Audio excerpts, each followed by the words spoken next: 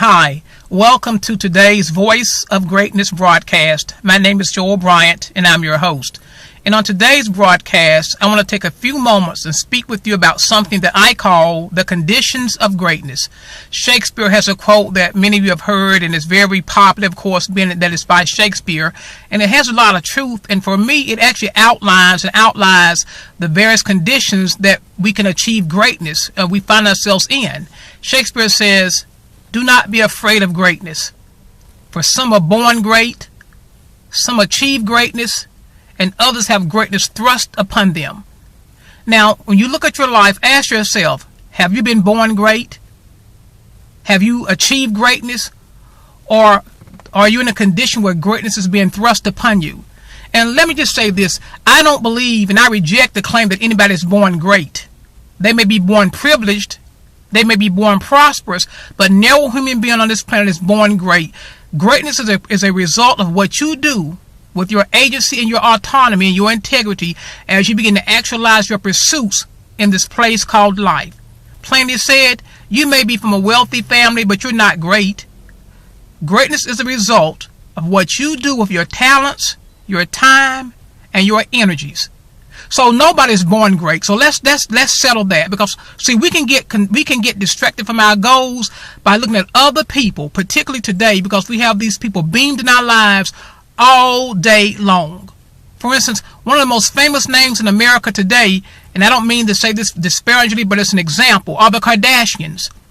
Now, I'm sure at some level they have done something to merit the nation's attention. Now, if you were to ask me what they've done, I couldn't tell you.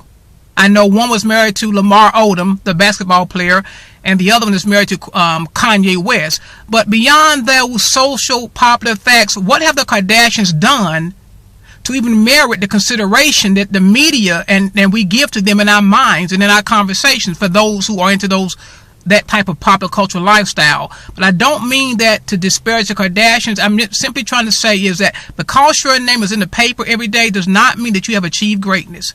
And because you are from the offspring of a great family, or your parents are prominent, it does not mean that you have achieved greatness. No, you have privilege.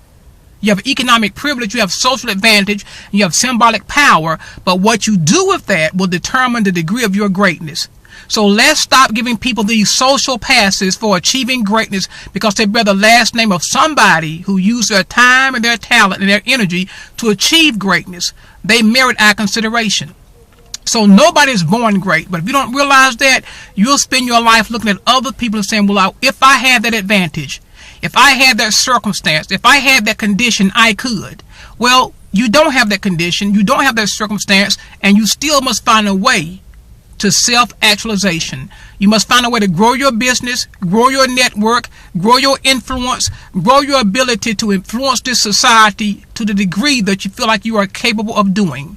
So let's understand the conditions of greatness are always democratic. They don't look like it. Sometimes they are harsh, dire, and they are the source of great despair. But every condition is one that is conducive to conduct you to greatness. Let me say that again. Every condition is conducive to conduct you to greatness. But you must focus on what you have, not on what you don't have. And that brings us to the second point in Shakespeare's statement. Some achieve greatness. That means some people use their circumstances, they use adversity to advance them to the place that they envision. They don't count their lack, they don't count their losses, and they don't curse their life. They say, you know what, this is where I am. This is who I am. This is where I want to go, and this is who I want to be.